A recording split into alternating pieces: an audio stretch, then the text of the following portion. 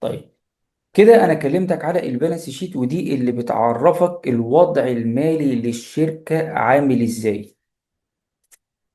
طيب انا عايز اعرف دلوقتي انت قلت لي الوضع المالي للشركة ده عامل ازاي، انا عايز اعرف دلوقتي. طب لما انا اسالك سؤال، او انا لما حكيت لك الوضع المالي بتاع الشركة، وان احنا كان مع اصول كذا وجبناهم بتمويل داخلي او خارجي كذا وبقينا اخر السنة كايكويتي كذا، انت عرفت احنا كسبنا ولا خسرنا؟ طب كسبنا كام ولا خسرنا كام؟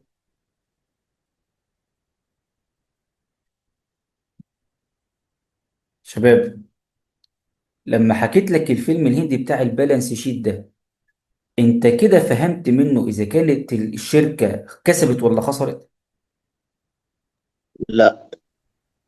ليه؟ انت عايز مني ايه تاني؟ قلت لك انت كان معاك اصول بكذا، التزامات كذا، باقي لك كذا. انت انت ما وضحت لي انه انا دخلت في استثمارات مثلا، او في انكم مثلا جاني داخل او كده، ما وضحت لي فيها. حلو. ايه مم. السبب؟ انت قربت. هو الفكرة العامة اللي عندك صح. ممكن تسأل سؤال تاني يا مستر؟ لما جينا اتكلمنا على البالانس شيت دلوقتي وحكيت لك عن الاسيد الاصول واللايبيلتي الالتزامات والايكويتي حقوق الملكيه، وقلت لك ان انا كده عرفت الوضع المالي بتاع الشركه عامل ازاي. لما جيت اسالك بقى احنا كده كسبنا ولا خسرنا؟ يعني ما بتقصش البي اند ال هي اللي بتقيس البرفورمانس. انا ما كانش دعوه بالبين دي دلوقتي. ممكن اشوفها من الريتيرن ايرنينج، حركة الريتيرن ايرنينج تشينج ان ايكويتي. ما هو الريتيرن برضه هقول لك انت برضه بتجيبها بتجيبها من ضمن الريتيرن النت انكم اللي جالك من الانكم ستيتمنت. انا بكلمك كده كبالانس شيت. لما اعرضها عليك تقدر تشوف منها احنا كسبنا ولا خسرنا. امتى يا شباب السؤال الطبيعي، ما انت تسالني سؤال بقى لما اجي اقول لك احنا كسبنا ولا خسرنا هتقول لي ايه؟ انا اعرف ازاي ان احنا كسبنا ولا خسرنا؟ انت واحد دلوقتي تاجر، تعرف ازاي انك كسبت ولا خسرت؟ ممكن يا استاذ عن طريق حركة الكاش. حلو. حلو.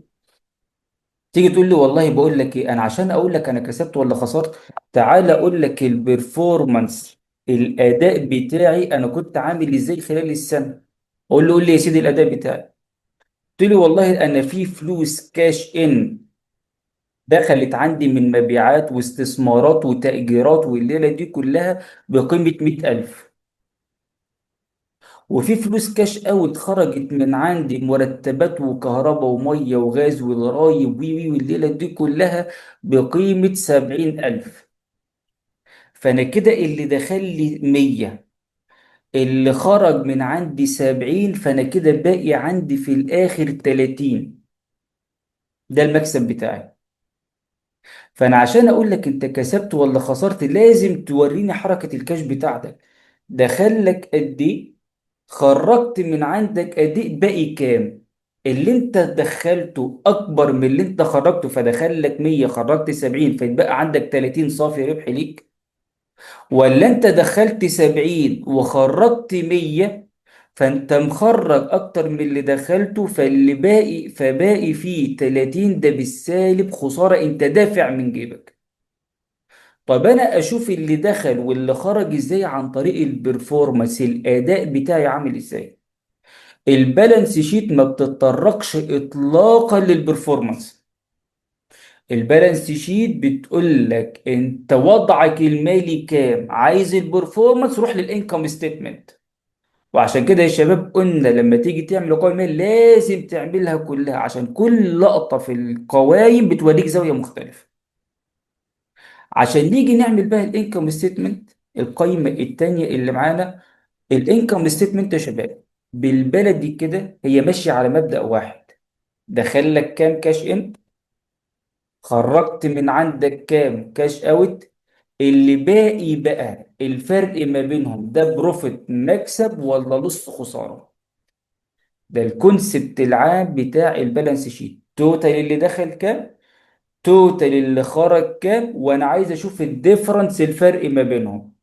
لو اللي دخل اكتر من اللي خرج ده بروفيت ربح، لو اللي خرج اكتر من اللي دخل ده خسارة.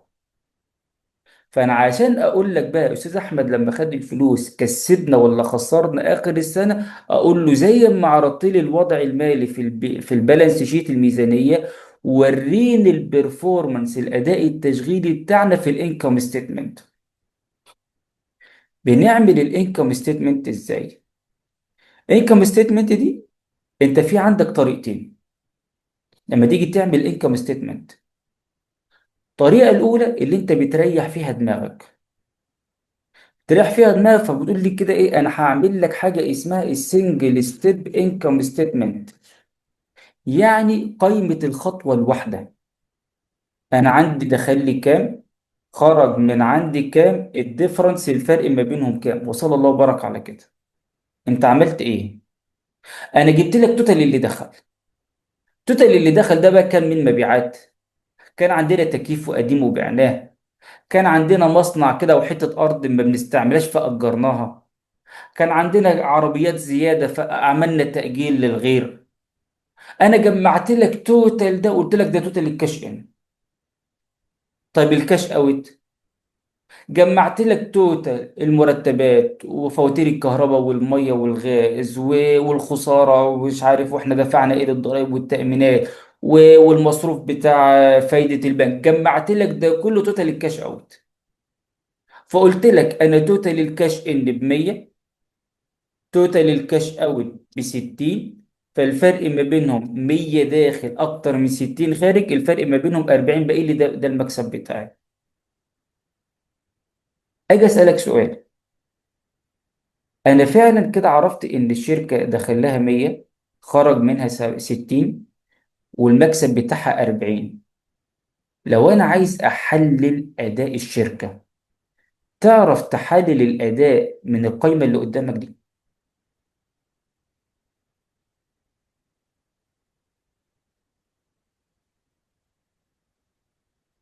شباب. لا، الأرقام عبارة عن مجاميع هي. الله يبارك لك. ما انت هتيجي تقول لي ايه، ما انت لما تيجي تقول لي انا عايز احلل الشركه، انت المية دي رقم بالك مقفول انا مش شايف منه حاجة. ما هي المية دي انت بايع حاجات ب40، المنتجات بتاعتك، وكان عندك تكييف قديم بعته ب10، وفي عندك مبنى تاني بعته ب30، وفي عندك عربيات بتأجرها بتأجرها ب15 في الشهر، وفي عندك مش عارف عملت مصلحة ايه خليت لك 5، ادي كده المية. فانا عشان احلل محتاج تديني تفصيلة كل رقم من ده. عشان اديك التفصيلة بيبقى عندي حاجة اسمها المالتيبل ستيب انكم ستيتمنت، قائمة الدخل المتعددة. يعني ايه قائمة دخل متعددة؟ يعني هتقول لك ايه، انا هاخد المية بتاعت الكاش ان وابدأ افصلها، وهاخد ال60 بتاعت الكاش اوت وابدأ افسر لك بنودها، عشان اقول لك في الاخر ال40 اللي جت من ال160 دي جت منين. فلما جينا نعمل المالتيبل انكم ستيتمنت، قال لي خلي بالك من كام حاجه. انا في عندي حساب اسمه الريفينيو، الايراد، او ساعات بنسميه السيلز، المبيعات. احمد هو حماده هو ابو حميد، مفيش فرق. في عندي حساب تاني اسمه الاكسبنس، المصروف. في عندي حساب تالت اسمه الجين، المكسب. في عندي حساب اسمه اللص، الخساره. وفي عندي اللي هو البروفيت بتاعي عامل ازاي. الريفينيو ده كاش ان، والجين كاش ان، الاكسبنس واللوس الاتنين كاش اوت. هو هنا في المالتيبل انكم ستيتمنت ليه فرق لي ما بين الاتنين؟ قال لي خلي بالك من حاجة. انت لما جيت قلت لي توزيعة المية دي، قلت لي المية دي 40 من مبيعاتنا، احنا شركة بتاعت موبايلات، فلما بعنا موبايلات بعنا موبايلات ب40. فأي فلوس تدخل لك من النشاط الأساسي بتاعك ده اللي احنا بنسميه السيلز أو الريفينيو. من النشاط الاساسي بتاعك. انا نشاطي الاساسي ان انا بتاجر في الموبايلات، فمبيعات الموبايلات اللي عندي كانت ب 40,000، لازم افصلها. باقي ال60 اللي عندك، العربيات اللي أجرتها والأرض القديمة اللي أجرتها والتكييف اللي كان قديم اللي عندك اللي أنت بعته، ده ال60 الجين، فلوس داخلة بس من أي مصلحة تانية أنت عملتها غير النشاط بتاعك. فالمالتيبل انكم ستمنت بتفرق. أنت لما تقول لي أنا في 100 داخل لي، لازم تقول لي ده الاوبريشن التشغيل بتاعي دخل لي قد ايه من المية، والحاجات التانية دخلت لي قد ايه. نفس اللقطة في الكاش اوت. لو اي حاجة بتصرفها عشان تنتج المنتج بتاعك والمصنع بتاعك يشتغل، ده اللي احنا بنسميه الاكسبنس. فمن ال60 المصاريف دي انت دافع 40 اكسبنس مصاريف عشان المصنع بتاعك يشتغل وتطلع المنتج في الاخر. طيب اللص، الخسارة، كان عندك بضاعة اتسرقت، تلفت، حصل لها أي حاجة في أي حاجة، فدي أي خسارة أو مصاريف أنت دافعها بس ملهاش علاقة بالنشاط بتاعك.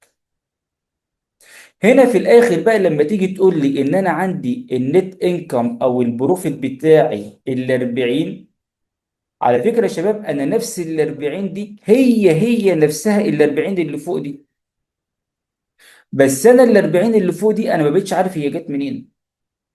ال40 اللي تحت دي اللي انا بقيت عارف هي جايه منين، وساعتها اقدر احلل لك الشركه بتاعتي هي رايحه فين وجايه منين.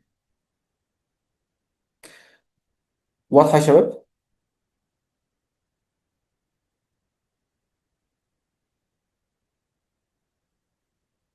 شباب، تمام يا أستاذ. معاك يا مستر، معاك. طيب اسحركم سؤال. دلوقتي انا معايا حصيله دولاريه، حصيله دولاريه بقيمه $1000.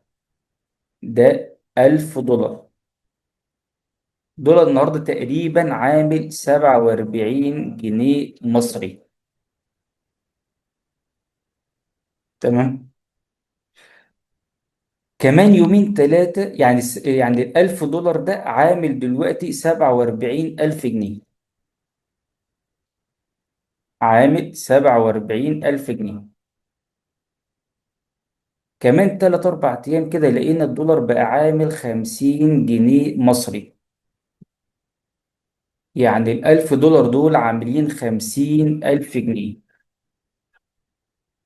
فأنا في عندي دلوقتي فرق ما بين ال47 وال50، أنا في عندي 3000 جنيه.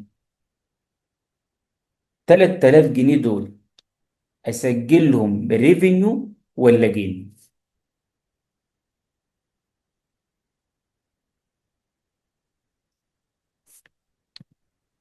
هذا جيم يا أستاذ، ليه؟ لأنه هاي من تقييم العملة. حلو، هات لي ال 3000 جنيه دول.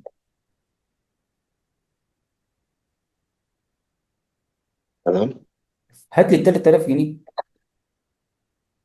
مش انت هتسجل ال 3000 جنيه، انت هتسجل ال 3000 جنيه دول في الجين في الانكم ستيتمنت، صح؟ مم. مش المفروض اي حاجه بتسجلها في الانكم ستيتمنت انا كمساهم في الشركه او شريك في الشركه انا ليا فيها، صح ولا لا؟ نعم، أيوة. المكسب بتاع صحيح. الشركه. طيب انت صحيح. بتقول لي في 3000 جنيه هتسجلهم جين، انا بقول لك هات لي ال 3000 جنيه، هتدوم لي منين؟ بدل المبلغ، لا. تاخذ فلوسك. ايه؟ بدل المبلغ تاخذ فلوسك. لا. الفورجن كرنسي فيها جزئين، جزء بيعترف دايركت في البي اند ال، وده لو متحقق فعليا هو عبارة عن قيمة التغير في الحسابات النقدية، سواء حسابات الموردين أو العملاء أو البنوك. وفي اللي بيروح له سي اي، ده عبارة عن تجميع، مع لو أنت معك شركة سبصدر أو شركة تانية بتجمعها على الحسابية بتاعتك، على الميزانية بتاعتك. شباب، هنا أستاذ، أنا الريلايز هنا قلت لك غير محقق. بالظبط، انا ربح. قلت لك انا معايا $1000 كانوا عاملين 47 بقوا عاملين 50، انا قلت لك انا بعت. ماشي كده محقق. انا ما بعت. وحتى لو ما بعتش انت بنعترف بالقيد احنا. ما هو بعترف بالكود بس مش في الانكم ستيتمنت، صح ولا لا؟ صح، ايوه يا استاذ. ده بتروح في البالانس شيت يا استاذ. لا، بتروح في حاجه اسمها الاو سي وهقول لك عليها دلوقتي. امتى يا شباب ال ايوه. 3000 جنيه دول يظهروا عندي هنا في الجين في الانكم ستيتمنت؟ لما ابيع فعليا ال1000، لما افك الحصيله الدولاريه ال1000 دولار. فكانوا امبارح عاملين 47، انا النهارده لقيتهم غلا بقوا 50، فالدولار زاد 3 جنيه فرحت بايع. فلما بعت بقى في عندي فرق حقيقي محقق ال 3000 دولار، 3000 جنيه. ده اسجله جين في مكسب من فروقات العمله في الانكم ستيتمنت. بس بما ان انا ما بعتش، انا بس مراقب حركه السوق عامل ازاي، هو بيطلع ولا بينزل. فبقول لك هو امبارح كان عامل 47، النهارده عامل 50، هتبيعه؟ يقول لك لا. فبيبقى عندي في قائمه تانية اسمها الاو سي اي، اذر كومبريهنسيف انكم. الاذر كومبريهنسيف انكم الاي سي اللي يقول لك ايه؟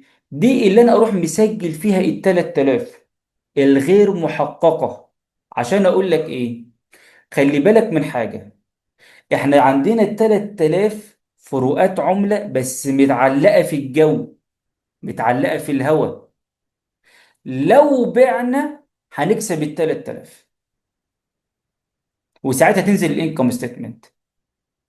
بس بما ان احنا لسه ما بعناش، ما انا اقول لك ما هو ممكن النهارده عامل 50، ممكن بكره يبقى عامل 52، او ممكن ينزل يبقى عامل 48 و49، صح ولا لا؟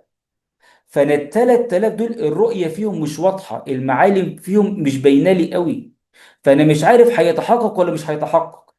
فبان هو لسه متعلق في الجو، رؤيته بالنسبه لي مش واضحه، معالمه مش واضحه، فما سجلوش في الانكم ستيتمنت.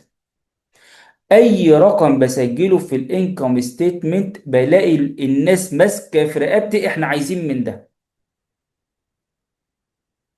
فعشان ما حدش يمسك في رقبته يقول لي انا عايز من ال 3000، اقول له لا، ده ال 3000 دول لسه الرؤيه فيهم مش واضحه، احنا نسجلهم دلوقتي في الاو سي اي لغايه ما نشوف الاداره هتقول احنا هنبيع ولا مش هنبيع. لو هيبيعوا ويفكوا الحصيله الدولاريه، ساعتها هحط لك ال 3000 في الانكم ستيتمنت واوديك منهم يا سيدي، ما عنديش مشكله. لا، الاداره قالت لا احنا هنحافظ على الحصيله الدولاريه مش هنفكها دلوقتي، يبقى ال 3000 دول متعلقين، وكل يوم نشوف الدولار سعره طالع ولا نازل ونغير بيها قيمه الاو سي اي بتاعتنا. طيب دلوقتي انا في عندي انكم ستيتمنت فيها الربح الحقيقي المحقق بتاعي، في عندي او سي اي فيها الحاجات اللي لسه unrealized، لسه ما اتحققتش والله اعلم ظروفها عامله ازاي. لازم اجمع الاتنين دول مع بعض في حاجه اسمها الكومبريهنسيف انكم ستيتمنت، قائمه الدخل الشامل. كومبريهنسيف انكم ستيتمنت، قائمه الدخل الشامل. يعني ايه كومبريهنسيف انكم ستيتمنت؟ كومبريهنسيف انكم ستيتمنت عباره عن حتتين.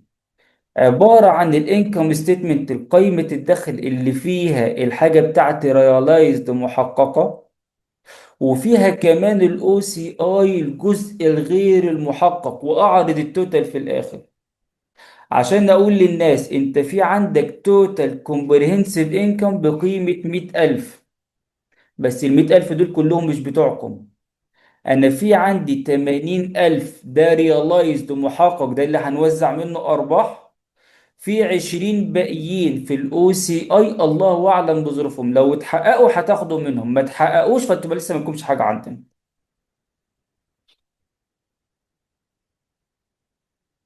واضحه يا شباب؟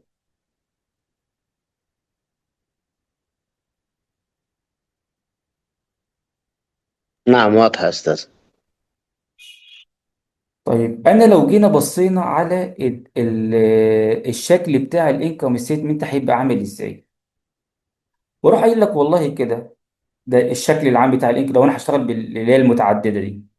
واروح قايل لك انا في عندي السيلز او الريفينيو، اطرح منه الكوجز تكلفه البضاعه المباعه اللي عندي، عشان يروح مديني الجروس بروفيت، هامش الربح بتاعي عامل ازاي. عشان اطرح منه الاوبريتنج اكسبنس، مصاريف التشغيل بتاعتي عامل ازاي، عشان يروح مديني الاوبريتنج انكم، الربح التشغيلي بتاعي عامل ازاي، عشان اطرح منه الاذر اكسبنس، باقي المصاريف بتاعتي، عشان يروح مديني حاجة اسمها earnings before interest and tax، الربح قبل الفوائد والضريبة. اطرح منه الانترست اكسبنس، مصروف الفايدة، عشان يديني حاجة اسمها earnings before التاكس، الارباح قبل الضريبة، عشان اطرح منه التاكس اكسبنس، مصروف الضريبة، عشان يروح مديني في الاخر النت انكم بتاعي عامل ازاي. بعد كده اروح داخل بالاو سي اي اللي فيها الحاجات الانريلايزد. بس عايز اسالك سؤال، الاو سي اي دي اعرضها قبل الضريبة ولا بعد الضريبة؟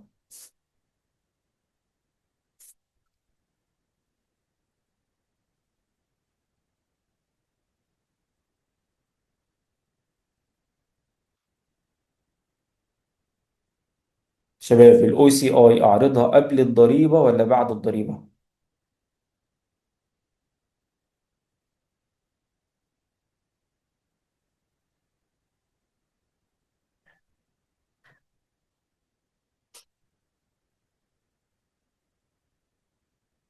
القاعدة العامة اللي عندي، انا الضريبة اهي، دي الضريبة بتاعتي، تمام.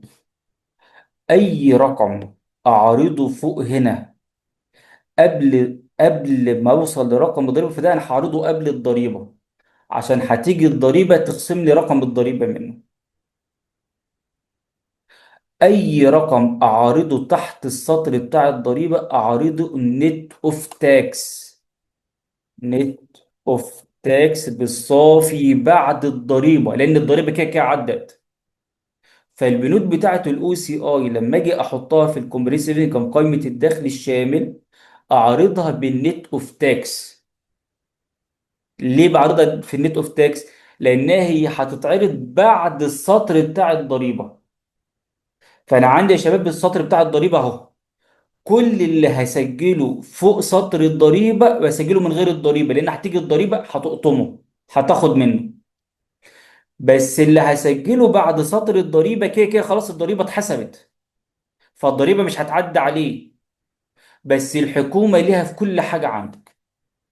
مش معنى ان انت هتسجله بعد سطر الضريبة ان الدولة ملهاش فيه، يقول لك لا. فالدولة تقول لك ايه، سجله عادي بعد الضريبة، ما دام المعيار المحاسبي يقول لك سجله بعد الضريبة، بس سجله بالنت اوف تاكس الصافي بعد الضريبة عامل ازاي. واضحة يا شباب؟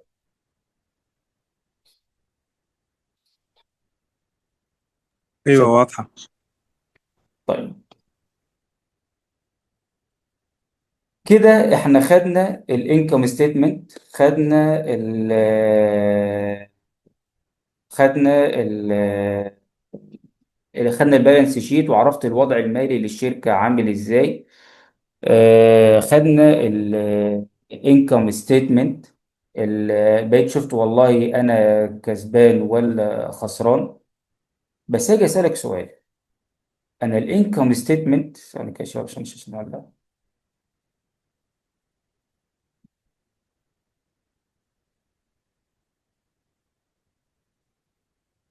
الانكم ستيتمنت قالت لي خلي بقى انت ما شاء الله يا انس، انت السنه دي، بصوا يا شباب من اللي انا هقول لكم ده، انا عندي نت انكم صافي دخل 100 مليون دولار.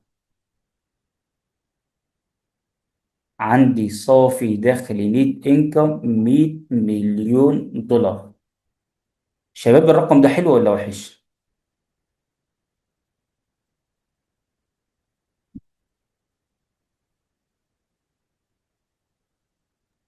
مقبول يا أستاذ. ايه؟ كويس، مقبول. ده كويس جدا كمان. تمام. بس ايه رايك بقى ان انا هقول لك ان الشركه بتعلن افلاسها لان ما عندهاش انها تدفع المرتبات. تربط لي السيناريو ده ببعض ازاي؟ ازاي شركة، انا بكلمك على النت انكم، يعني بعد المرتبات والمصاريف والتكلفة والضرائب وفايدة البنك وكل حاجة، صافي لها في الآخر 100 مليون دولار، وفي نفس الوقت الشركة معهاش إنها تدفع، إنها تكمل في السوق وهتعلن إفلاسها. تربط السيناريو ببعض إزاي؟ وهنا الكلام ده يمكن في الأصول مثلا. أنا ماليش دعوة بالأصول، أنا بكلمك على نت إنكم دلوقتي كبالانس إنكم ستيتمنت. عشان مبيعات آجلة. حلو، وبعدين؟ وفي صعوبة في التحصيل. حلو، عرفت منين بقى؟ قائمة هي هي الرسم. عرفت منين ان انا مبيعات آجلة او صعوبة في التحصيل او ان انا ما عنديش سيولة؟ عشان الكاش الخزنة بتاعتي فاضية. ماشي، وبعدين؟ حركة المدينون.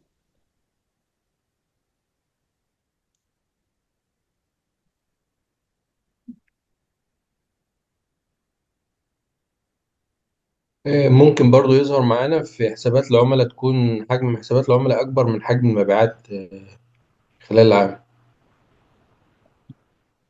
بص يا شباب، كلام حضراتكم ده صح، بس انا مربط الفرس عندي هنا الكاش فلو ستيتمنت، قائمة الدفقات النقدية. قائمة الدفقات النقدية بترد لي على سؤالين مهمين جدا. السؤال الاول، ان انت لما تيجي تقول لي، لما اجي اقول لك هو ممكن شركة عاملة 100 مليون دولار وتعلن افلاسها الكاش فلو، تقول لك اه. هو ال 100 مليون دولار النت انكم اللي انت مسجلهم في الانكم ستيتمنت دول، انت مسجلهم باساس الاستحقاق مش باساس نقدي. انت ليك فلوس عند الناس بقيمه 100 مليون، بس لما جيت تفتح الخزنه او تشوف رصيد البنك بتاعك انت معكش 10000 جنيه تدفع بيهم مرتبات الناس الشهر ده. فالكاش فلو تقول لك انت انت ليك فلوس بس معكش سيوله، انت ليك. طب اجي اسالك سؤال، هفرض معاك ان انا النت انكم، ان انا فتحت رصيد الكاش عندي، لقيت الكاش، انا في عندي كاش بقيمة 50 مليون دولار. الرقم ده حلو ولا وحش؟ واقدر ادفع بيهم المرتبات والفواتير وكل حاجة.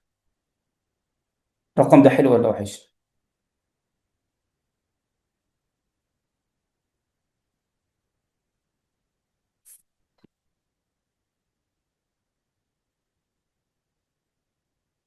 امتى احكم يا شباب على ال 50 مليون رصيد الكاش اللي عندي ده اذا كان حلو ولا وحش؟ إيش طبيعة الكاشة اللي موجودة عندك؟ هل هي غرض مثلا؟ الله يبارك لك. ال 50 مليون دول جايين لي منين؟ وهو ده السؤال التاني اللي الكاش فلو بترد عليه. لما تقول لي انت عندك رصيد كاش في البالانس شيت ظاهر عندك بقيمة 50 مليون، ال 50 مليون دول جايين لك منين؟ هو جاي لك من الاوبريشن التشغيل بتاعك وده يبقى كويس جدا، ولا انت ال 50 مليون ده القرض اللي انت كنت مقدم عليه فسمع عندك النهارده فباين عندك انك معاك 50 مليون، فقول لي يا فرحتك بيك. 50 مليون دي مش بتاعتك، ده التزام زياده على الشركه. مسمع عندك ان الكاش فيه 50 مليون، بس مسمع في اللايبيليتي كمان ان في 50 مليون لايبيليتي غير الانترست الفايده ال 10 وال 15% بتاعتك. فالكاش فلو بترد لي على سؤالين مهمين. انت من النت انكم اللي باساس الاستحقاق انت معاك منهم كاش سيوله قد ايه؟ والكاش السيوله اللي موجوده عندك دي جايه لك منين؟ فعشان احكم على السيوله اللي عندي هي جايه لي منين، الكاش فلو قسمت لك السيوله بتاعتك او الفلوس اللي طالعه واللي داخله ثلاث حاجات. قال لك انا في عندي سيوله جايه لي من الاوبريتنج التشغيل بتاعي، في سيوله جايه لي من الانفستنج الاستثمار، في سيوله جايه لي من الفاينانسنج التمويل. يعني ايه التلاته؟ اوبريتنج كاش فلو تدفقات نقديه تشغيليه. لما تسمع كلمه اوبريتنج دايما اربطها بالمين كور بتاع الشركه، النشاط الاساسي بتاع الشركه عامل ازاي. انا شركه بتاعت موبايلات، فاي فلوس داخلالي من بيع الموبايلات او اي فلوس بصرفها على بيع الموبايلات ده اللي انا بسميه اوبريتنج كاش فلو. تكلفة البضاعة المباعة، المبيعات، مرتبات الناس اللي بدفعها اللي شغالين عندي في المصنع، فواتير الموردين، فواتير الكهرباء والمية والغاز، دي كل ده اوبريتنج كاش فلو. الانفستنج الاستثمار. استثمار ده معناه ان انت بتعمل مصلحة او سبوبة على جنب بره التشغيل الاوبريتنج الاساسي بتاعك. عندك تكييف قديم وبعته كان ب5000 وبعته ب7، فدخل لك 2000 زيادة. عندك عربية قديمة كنت شاريها ب10 بس بقت بكهنة فبعتها ب7 خسرتك 3. كان عندك شوية فلوس كده مركونين على جنب فرحت مدخلهم شركة ولا حطيتهم شهادة استثمار ودائعة في البنك فجابوا لك فايدة سنوية 30,000 جنيه، فده انفستنج زيادة داخل لك. فأي فلوس داخل أو خارجة من استثمار جانبي أنت ممكن تعمله النهاردة ما تعملوش بكرة. أصلا أنت مش كل مرة بتبيع تكييف، مش كل مرة عندك سيولة بتحطها في البنك شهادة استثمار ووديعة، صح ولا لأ؟ فأي حاجة بتعملها مصلحة على جنب كده الله أعلم هتتكرر تاني ولا لأ، ده اللي احنا بنسميه الانفستنج. الفاينانسنج ده التمويل بتاع المشروع بتاعك. هتمول المشروع بتاعك ازاي؟ فأي فلوس داخلة تمويل للشركة زي قرض انت واخده، او اي فلوس خارجه بسبب تمويل الشركه زي الفايده بتاعه القرض اللي انت واخدها اللي هتسددها او اصل مبلغ القرض لما تيجي تسدده، ده اللي احنا بنسميه الفاينانس.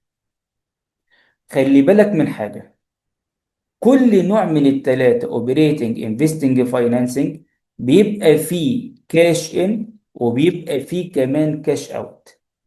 الثلاثه بيبقى فيهم كاش ان وكاش اوت، وبشوف في كل واحد الصافي بتاع الكاش ان والاوت بتاعه عامل ازاي. يعني بقول لك في الاوبريتنج الكاش ان بكام، الاوت بكام، صافي الاوبريتنج كام. الانفستنج والفاينانسنج الكاش ان بكام، الاوت بكام، فصافي الفاينانسنج والانفستنج بكام.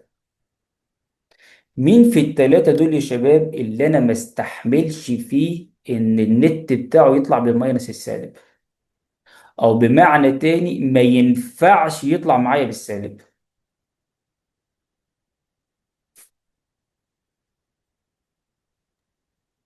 الاوبريتنج، ليه؟ لان ده بيدل على ان النشاط كده مش ناجح، في بالظبط. مشكله. الاوبريتنج لو طلع معاك بالماينس ده معناه ان بدايه القصيده كفر، ان انت بتبيع المنتج بتاعك ب70 وتكلفته عليك 100، فهو مش جايب تكلفه تشغيله وتصنيعه. انا في حسابات يا شباب ما ينفعش نقبل فيها السالب زي حساب المخزون، زي حساب الخزنه. نفس اللقطه كده الاوبريتنج كاش فلو انا ممكن اقبل لك الانفستنج والفاينانس يكون موجب او سالب مش فارقه معايا. انا في الانفستنج مثلا العربيه كنت شاريها ب10 بس بعتها خرده وكهنه ب70 فانا خسرت فيها 30. كنت مدخل قرض فاينانسنج ب5 مليون وبعد كده لما جيت دفعته بقى كاش اوت 5 مليون، انا اقبل فيها كده. بس الاوبريتنج ما ينفعش تتعامل فيها انها تطلع معاك النت بتاعها بالماينس، لازم تطلع معاك بالموجب. ولو طلعت بالماينس ده معناه ان انت في عندك مشكله، ارجع راجع حساباتك تاني. بنحسب الاوبريتنج والانفستنج والفاينانسنج ازاي؟ اوبريتنج تشغيل، فبروح جاي على الانكم ستيتمنت واخد فيها، بروح جاي على البالانس شيت واخد فيها الكرنت اسيت والكرنت لايبيليتي. واخد فيها الكرنت اسيد والكرنت لايبل، لان اي حاجه كرنت ده الاوبريتنج بتاعي، واي مصروف غير نقدي زي الديبريشيشن بروح مرجعه تاني. انا اكتر لقطه تهمني او قبل اللقطه دي، انا بعمل الكاش فلو ازاي. انا بعمل الكاش فلو بتاعتي ازاي. انا عندي طريقتين بعمل فيهم الكاش فلو. الطريقه الاولى اللي هي الدايركت ميثود، الطريقه المباشره. الطريقه الثانيه اللي هي الاندايركت ميثود، الطريقه غير المباشره. الطريقه المباشره انا مباشر كده، انت عندك كوليكشن ب 100,000 دخله، اشتريت عربيه ب 70 خرجها كاش اوت، دفعت مصروف فايده 5,000 كاش اوت، دخل لك انترست انكم من شهاده استثمار ووديعه 10,000 دخله كاش ان. فانا هنا دايركت، الرقم حسابه معاه شارح نفسه، مش محتاج لف ودوران. الاندايركت ميثود بقى اللي فيها لف شويه. بس خلي بالك بقى من حاجه، لما نيجي بنتكلم على الاندايركت ميثود احنا بنتكلم على الجزء بتاع الاوبريتنج كاش فلو بس. الانفستنج والفاينانسنج بره الخناقه بتاع الاندايركت. فاحنا بنطبق الاندايركت ميثود على الجزء الاوبريتنج بس، والباقي شغال عادي. طيب لو حسبت الاوبريتنج بالدايركت ومره بالاندايركت، الرقمين هيطلعوا النت في الاخر هيطلع واحد، ده هيطلع ب 30 والتاني لازم يطلع ب 30. على رأي بالمبدأ او المنطق، كل الطرق تؤدي الى روما. انا حسبت ال 30 مره من الناحيه دي ومره تانية حسبتها من الناحيه دي، اختلاف طريقه حساب بس الناتج لازم يطلع معاك في الاخر واحد. واضحه يا شباب؟ طيب انا بحسبها ازاي؟ الاندايركت ميثود دي يا شباب اسمها كده طريقه غير مباشره، بقعد اشتغل مع نفسي شويه. ببدا فيها بالنت انكم اللي جاي لي من الانكم ستيتمنت اللي مبني على الاكرورال بيزس اساس الاستحقاق، وابدا اعمل فيه شويه ادجاستمنت تعديلات وتسويات عشان احوله من نت انكم باساس الاستحقاق احوله لنت انكم بالكاش بيزس الاساس النقدي بتاعي. التسويات بتاعته دي ابدا اشوف والله انا في عندي اصول زادت، فده معناه ان في كاش اوت، ابدا الفرق اطرحه. لا ده انا فلوس قلت، باصول قلت، المخزون قل، ده معناه ان خرجت بضاعه بعت، فده في كاش ان دخل لي. في عندي حاجه زي الالتزامات انا كنت مخفض بيها النت انكم في الانكم ستيتمنت، بس ده مصروف غير نقد. انا لما يكون عندي مصروف اهلاك 10,000 جنيه، انا ما دفعتش حرفيا 10,000 جنيه، بس هو مصروف دفتري على الدفاتر بس، فيقول لك رجعه تاني. في عندك مثلا عميل والله كان حسابه ب 100 بقى ب 130، ده معناه ان هو خد بضاعه زياده كاش اوت. لا ده هو كان حسابه 100 بقى حسابه 80 فحسابه قل، فاروح انا ال 20 الفرق ده اروح ضيفه لان ده كاش ان دخل لي. في مورد كان حسابه 100 بقى 70، ده معناه ان انا دفعت له فلوس فده كاش اوت خرج من عندي. لا ده هو كان حسابه 100 بقى ب 130 فحسابه زاد، ده معناه ان انا اشتريت منه بضاعه هدفعها قدام فده كاش اوت معايا. فباجي هنا ببدا اعمل على النت انكم باساس الاستحقاق ده شويه تسويات كده، اشيل واحط، اشيل اضيف وانقص، اضيف وانقص، يعني موجب وسالب، لغايه ما اوصل في الاخر للنت انكم بالاساسي نقد، عشان اقول لك في الاخر من ال 100 مليون اللي انت مسجلهم في النت انكم ستيتمنت، انت ككاش فلو معاك سيوله فعليا قد ايه هتقدر تواجه بيها الالتزامات بتاعتك.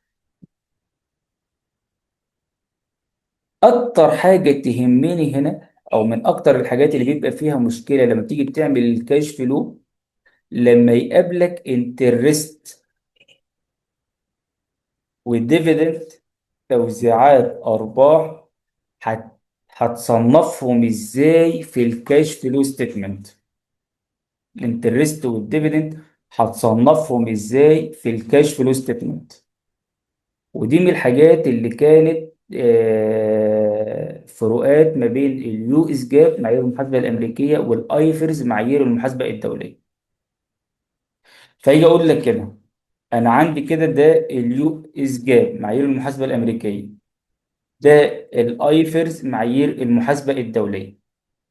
مبدئيا كده يا شباب، لما نيجي بنوزع الانترست والديفيدند هو فين داخل معايا، فين في الثلاثه في الكاش فلو، لازم تسال نفسك سؤالين.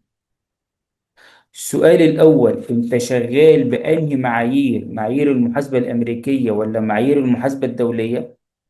والسؤال التاني اللي لازم تسأله لنفسك، هو الانترست أو الديفيدند ده ريسيت داخل لك ولا ده بايد مدفوع؟ لازم تسأل نفسك السؤالين دول لما تشوف المعالجة المحاسبية للانترست والديفيدند في الكاش فلو ستيتمنت. انت شغال بأنهي معايير، معايير محاسبة أمريكية ولا معايير محاسبة دولية؟ نفس. والسؤال التاني، طيب الفلوس دي داخلالك ولا خارجة من عندك؟ وعلى أساس السؤالين دول يا شباب بنبدأ نحدد المعالجة المحاسبية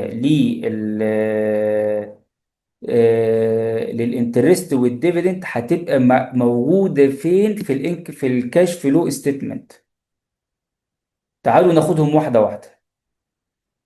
لو جينا نوزع، ننزل كده تحت كده، وخلينا نكتب كده ادي الانترست والديفيدند في الاثنين. طيب الانترست، لو انا عندي انترست انا واخدها او حتى ديفيدند داخلالي، اليو اس جاب تقول لك الانترست والديفيدند اللي داخلالك الاتنين دول احنا بنعتبرهم اوبريتنج كاش فلو، تدفقات نقدية تشغيلية. الايفرز تقول لك الانترست والديفيدند اللي داخلين لك الاتنين دول احنا بنعتبرهم انفستمنت كاش فلو، تدفقات نقدية استثمارية. طب المنطق بتاع الاتنين ايه؟ الايفرز تقول لك ايه؟ انت امتى هتحط شهادة استثمار في شركة تجيب لك انترست فوائد وعوائد؟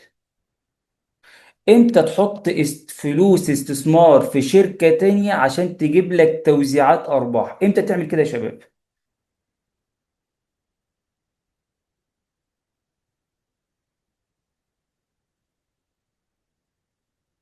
او اللي انت عملته ده اسمه ايه؟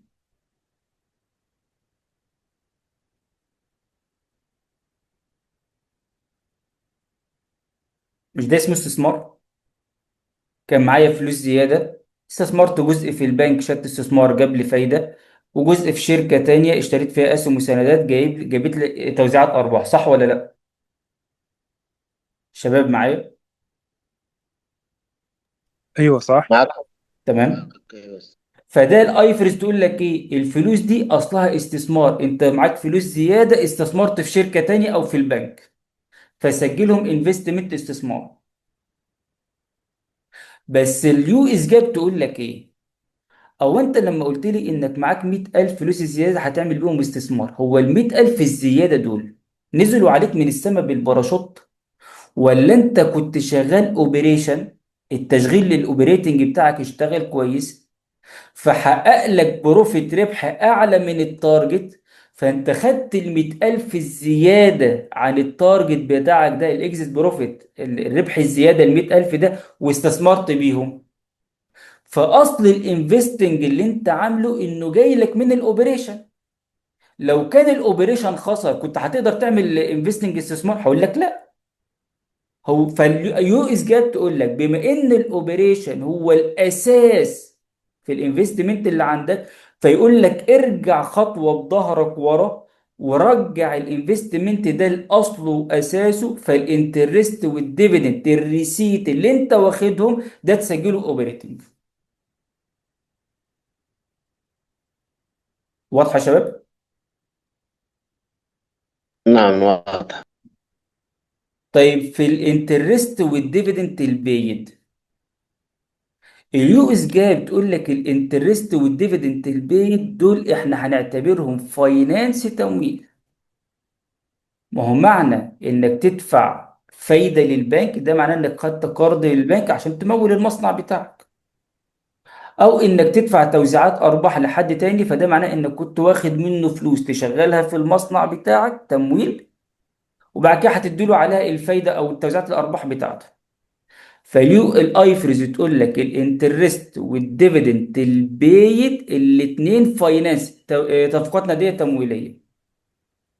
بس اليو اس جاب بتفرق. اليو اس جاب تقول لك ايه؟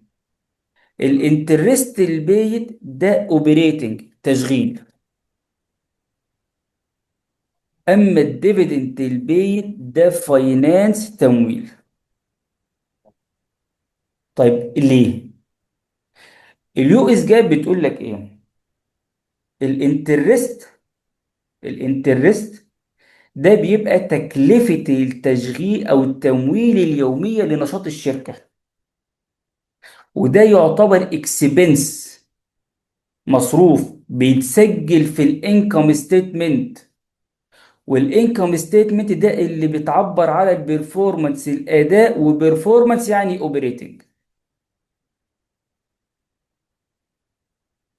أما الديفيدند، الديفيدند توزيعات الأرباح، دي تقول لك ايه؟ توزيعات الارباح دي بتبقى توزيع ربح على المساهمين مش تكلفة تشغيل. فالديفيدند ما بتظهرش في قائمة الدخل، ما بتأثرش على صافي الربح، دي بتبقى قرار تمويلي يخص هيكل رأس المال بتاع الشركة، فمرتبط بالايكويتي حقوق الملكية، فنسجله فاينانس. طب انا دلوقتي لما اجي اتعامل على الانترست والديفيدند، اشغلهم اتعامل معاهم ازاي؟ بالسؤالين: انت شغال يو اس جاب ولا ايفرز؟ ونوع الانترست والديفيدند ده ريسيت داخل لك ولا بيد انت اللي دافعه. واضحه يا شباب؟ تمام واضحة.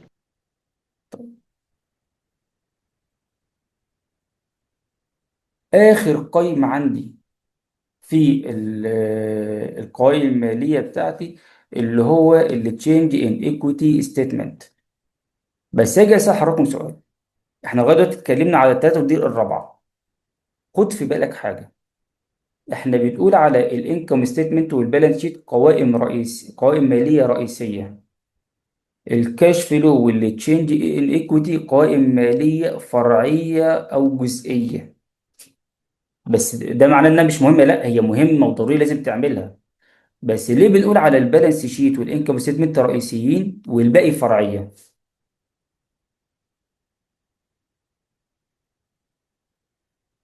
شباب احنا لما جينا اتكلمنا على الكاش فلو دلوقتي، انا الحسابات اللي جبتها من في الكاش فلو، النت انكم وفرق رصيد العميل ورصيد العملاء ورصيد المخزون والليله دي كلها، انا جبتهم منين؟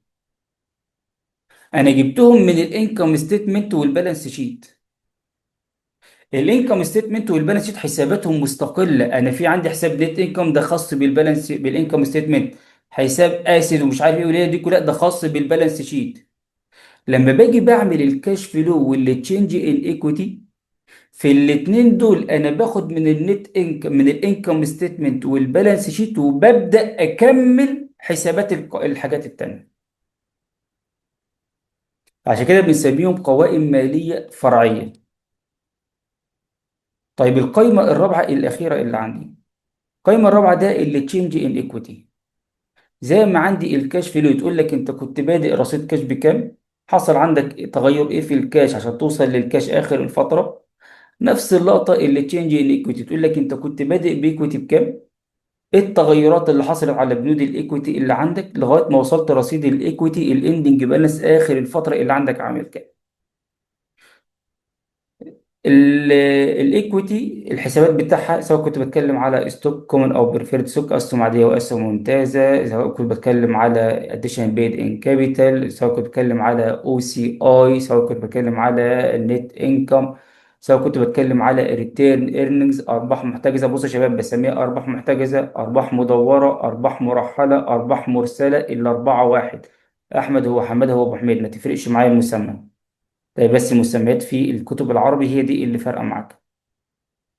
يهمني بس في التشينج ان ايكويتي كام لقطة كده، ده اللي هنقف معاها. أول لقطة عندي اللي هي بتاعت إن أنا بستخدم إن أنا في عندي اللي هو الحساب بتاع الريتيرن ايرنز، الأرباح المرحلة اللي عندي. فكرة فيها فين؟ الريتيرن ايرنز دي بتبقى عاملة زي الإسفنجة بتاعتي.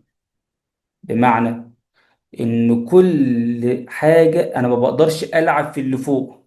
خلاص البالانس شيت انكم ستمنت خلاص اتقفلوا على كده، ما اقدرش اقرب منهم تاني. اي تعديل او تغيير بروح جاي على الحسابات الفرعيه، وزي الريتيرن ايرنز ده بيبقى عامل زي الاسفنجه او المرتبه بتاعتي. اي حاجه بضرب فيها هي. فاقول لك مثلا انا عندي ايه، عندي مثلا ايرور، اخطاء من سنين فاتت، البيريود يير. والله وانا بقفل القيد كان المفروض ب 20,000، انا سجلته خطأ ب 2000، او كان ب 2000 رحت مزود صفر ده خليته ب 20. بس خلاص القائمه الماليه طلعت، الانكم ستمنت والبالانس شيت، لما اجي اعدل اعمل التعديل والتسويه دي في الريتيرن انجز. ودي بعملها باثر رجعي، لازم ارجع بظهري ورا. طيب والله انا مثلا كان عندي ده اللي احنا بنسميه ريتروسبكتيف، تعديل باثر رجعي. طب انا كان عندي اصل، مثلا انا كنت مقدر العمر الافتراضي بتاعه ب 5000، جه المهندس 5 سنين، وجه المهندس جالي في السنه الرابعه قال لي على فكره الاصل ده هيقعد معانا كمان 3 سنين، يعني 8 سنين. يعني انا في عندي هنا تشينج ان استيميشن، التقدير بتاعه كان 5، وجيت في السنه الرابعه غيرته بقى 8. فهنا بعمل عندي التعديل والتسوية، بس مش بأثر رجعي. ال4 سنين اللي تلكوا خلاص الله يرحمهم، اروح شغال بروسبكتيف بأثر مستقبلي، وماليش دعوة باللي فات. في عندي والله كنت شغال في المخزون مثلا بطريقة الافريج، وبعد كده رحت مش شغال بالفايفو، او كنت باللايفو ونقلت للفايفو. فهنا انا في عندي هنا تشينج ان اكاونتنج بوليسي، تغيير في سياسة محاسبية، دي لازم ارجع فيها بظهري ورا ريتروسبكتيف، عشان الارقام بتبقى جايه لي من سماعه من ورا. فلازم ارجع بظهري كام سنه، اعدل الدنيا وبعد كده اطلع لقدام. تمام. من الحاجات برضو اللي أنا محتاج اركز عليها في التشينج ان ايكويتي، الاسهم اللي عندي لما اجي اتكلم على الستوك الاسهم. انا عندي في نوعين من الستوك، في عندي الكومن ستوك، وفي عندي دي اللي هي الاسهم العاديه، وفي عندي البريفيرد ستوك، الاسهم الممتازه. الاسهم العاديه دي اللي انت بتبقى داخل بيها شريك في الشركه، الاسهم الممتازه بتبقى داخل المسمى شريك، بس في الاصل انت داين للشركه. الاسهم العاديه ده انت بيبقى ليك ماتيوريتي ديت، اللي هو مالكش فيه ماتيوريتي ديت لان انت شريك. بس البريفيرد انت كانك واخد قرض من البنك، بس بدل ما تاخده من القرض خدته من شخص، فيبقى بتفق معاك هاخد فلوسك كمان سنه سنه ونص ارجعها لك تاني. الكومونست او الكومون ستوك ما فيهاش الماتيوريتي. الكومون ستوك ملوش نصيب في نسبه ثابته انت ونصيبك. البريفيرد ستوك ليه نسبه ثابته بياخدها. لما بنيجي بنصفي البريفيرد ستوك بيبقى ليه اولويه، لانه بيعتبر داين، احنا بندي المصفي وبعد كده الكريديتور وبعد كده البريفيرد ستوك. الكومون ستوك ده ياخد امتى؟ ياخد من اللي باقي، اتبقى له حاجه ياخد، ما اتبقالوش حاجه خلاص. اتبقى له كتير يبقى نصيبه ياخد من الكتير، اتبقى له قليل يبقى الحمد لله على كده وياخد من القليل اللي باقي. ما تبقالوش حاجه خالص، يبقى خلاص احنا ادينا المصفي الكريديتور البريفيرد ستوك، والكومن ستوك كانه دخل مشروع وفلوسه كلها خسرت، فربنا يعوض عليه في فلوسه دي. لما نيجي نتكلم على الستوك كمان، انا لازم احكي لك على دورة حياة الستوك بتبقى عاملة ازاي. لما اجي بكلمك على الستوك، الاسهم اللي عندي، الاسهم اللي عندي انا لما باجي بصدر الشركة، وراح يقول لك والله كده احنا بيبقى المحاسب او المحامي بتاعنا بياخد الورق بتاعنا يروح مقدمه للجهات المختصة. حلو.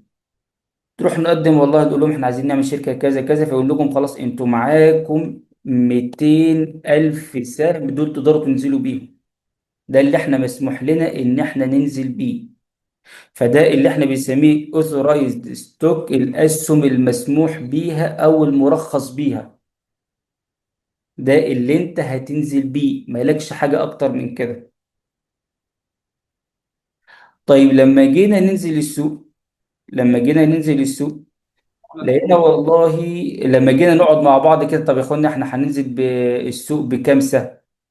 احنا دلوقتي الدولة او البنك المركزي سامح لنا ان احنا ننزل بال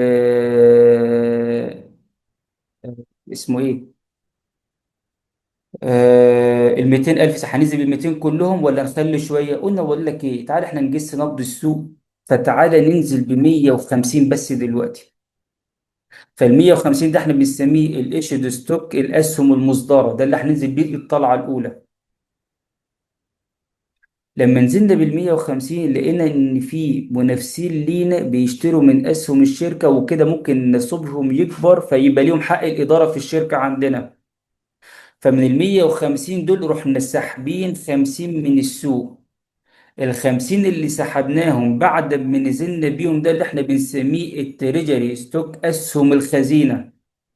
طب كان لينا 150، سحبنا منهم 50، فراح متبقي عندك 100.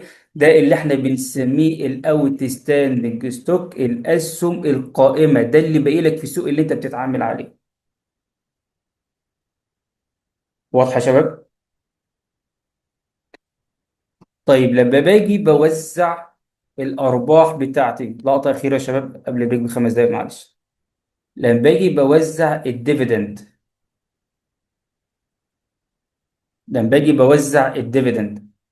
بوزع الديفيدند ازاي؟ انت عندك اكتر من طريقه ممكن توزع بيها الديفيدند بتاعتك. ممكن توزع كاش ديفيدند، توزيعات ارباح نقديه، معاك سيوله كتير فبتروح مطلع كاش ديفيدند. الديفيدند عموما احنا بنطلعه من الريتيرن ايرنز، اي توزيعات ارباح نروح حاجزينها بالريتيرن ايرنز، فنعمل القيد بتاعنا ديبت الريتيرن ايرنز نقلله كريدت ديفيدند بيبل، توزيعات ارباح مستحقه، لغايه ما اروح جاي بقى ايه عامل قيد اللي هو الدفع والصرف بتاعي من ديبت الديفيدند بيبل لكريدت الكاش. او ممكن ان انا ادفع ديفيدند عن طريق بروبرتي، يعني انا ما عنديش كاش بس ادفع لك مخزون، اديك مبنى، اديك عربية، اي حاجة. بس خلي بالك من حاجة، الاصول دي متسجلة في البالانس شيت المركزي المالي، ودي متسجلة بالهيستوريكال كوست، التكلفة التاريخية. فلما تيجي تعمل توزيعات ارباح كاصول لازم تعمل ريفالويشن، اعادة تقييم الاول، وقوي والربح، وتعدل قيمة الأصل بتاعك، عامل بقى عامل كام النهاردة في السوق بأي ربح أو خسارة، وفي الآخر تروح مخرجه كتوزيعات أرباح. أو ممكن إن أنت تعمل توزيعات أرباح عن طريق ستوك، أنت لا عندك كاش ولا عندك بروبرتي، بس هتقول للناس إيه، أنا هروح مديكم أسهم زيادة.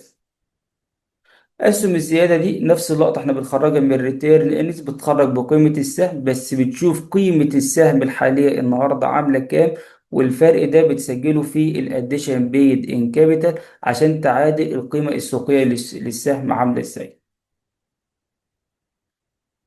واضحه يا شباب؟